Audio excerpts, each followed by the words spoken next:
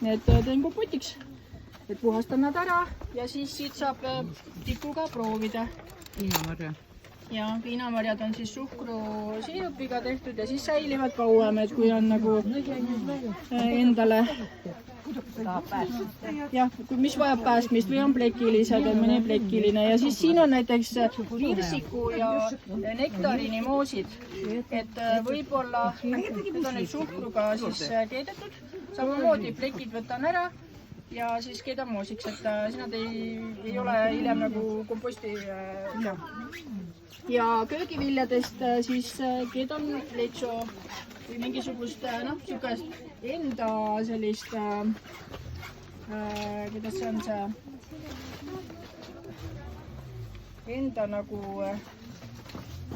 fantaasial lasub lennata, et võid panna ühe korra, ma ei tea, suvikõrvitsat ja porgandit ja sibulat ja tomatit ja kõike niisugust kraami sinna sisse ja siis ma kuivatan ka banaane.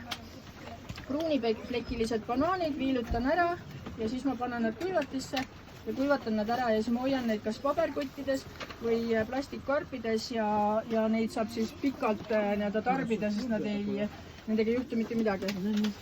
Ja saab siis kommi asemel niimoodi magustoiduks. Et võib siit rusikaid niimoodi endale siit pärast kaasa võtta, et saab selle südamiku, on selline nagu toru moodi asi, koorin nad ära ennem, sest mulle iseenesest ei pea koorima, kui on ilus koor ja siis südamik välja ja siis ma viilutan sellised rattad ja samamoodi laon nende ristide peale ja panen kuivatisse. Võib ka selle küpsetuspaberi peal ja ahjusõrna kuumusega teha, aga mul on jah spetsiaalne see kuivati. Et samas see kuivati ei ole nagu mingi suur investeering, et 30 € eest te saate kõiki asju, mingid nurmenukke, pärnaõisi, maitsetaimi, kõiki asju saab kuivatada.